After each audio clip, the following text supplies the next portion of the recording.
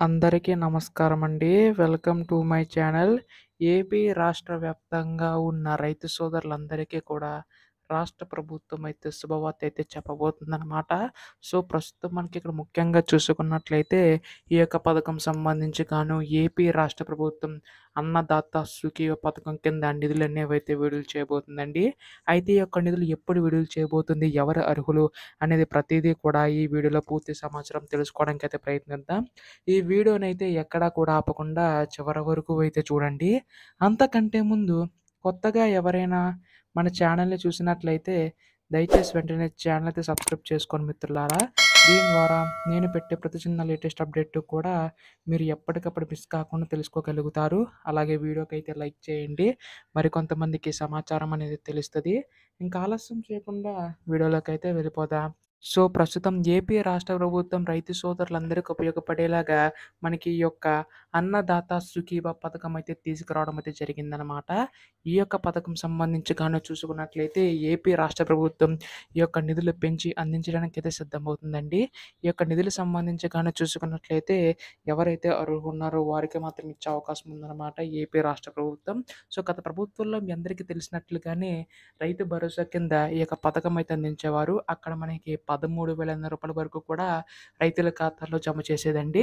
అయితే ఇప్పుడు ఈ యొక్క రాష్ట్ర ప్రభుత్వం రైతు భరోసాని కాస్త అన్నదాత సుఖీభవ పథకం కింద మార్చి ఎవరైతే అర్హులున్నారో వారి యొక్క నిధులు పెంచి అందించడానికి అయితే సిద్ధమవుతుందనమాట. సో, మనకి ఏపీ రాష్ట్ర ప్రభుత్వం అయితే ఈ యొక్క పథకం సంబంధించి గాను చూసుకున్నట్లయితే అర్హత కలిగి ఉన్న వారికి మాత్రం ఇచ్చే అవకాశం ఉందనమాట.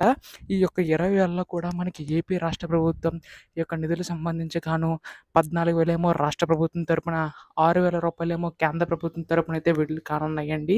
ఈ యొక్క పథకం సంబంధించి గాను చూసుకున్నట్లయితే మనకి ఏపీ రాష్ట్ర ప్రభుత్వం ఈ యొక్క నిధులు విడుదల చేయడానికి అయితే సిద్ధమవుతుందనమాట.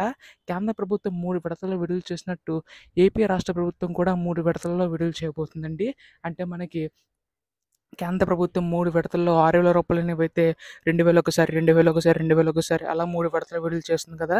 అలాగే మనకి ఏపీ రాష్ట్ర ప్రభుత్వం కూడా 3 విడతల్లో 5,000 ఒకసారి, 5,000 ఒకసారి, 4,000 ఒకసారి అయితే విడుదల చేయబోతుందండి. ఈ యొక్క పథకం సంబంధించి గాను మనకి ఏపీ రాష్ట్ర ప్రభుత్వం శుభవార్త అయితే చెప్పబోతుందనమాట. సో, ముందుగా చూసుకున్నట్లయితే ఈ యొక్క పథకం సంబంధించి గాను గతంలోనే విడుదల కావాల్సి ఉందండి. కాకపోతే మనకి కొన్ని కారణాల వల్ల డిలే అయితే వచ్చిందనమాట. సో, దానికి సంబంధించి గాను మనకి ఇన్పుట్ సబ్సిడీలు కూడా ఇస్తున్నారండి.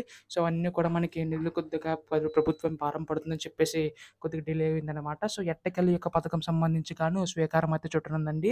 సో, మనకి ఈ యొక్క పథకం సంబంధించి గాను ఈ యొక్క జూన్ నెలలో అయితే విడుదల చేయబోతుందనమాట ఏపీ రాష్ట్ర ప్రభుత్వం.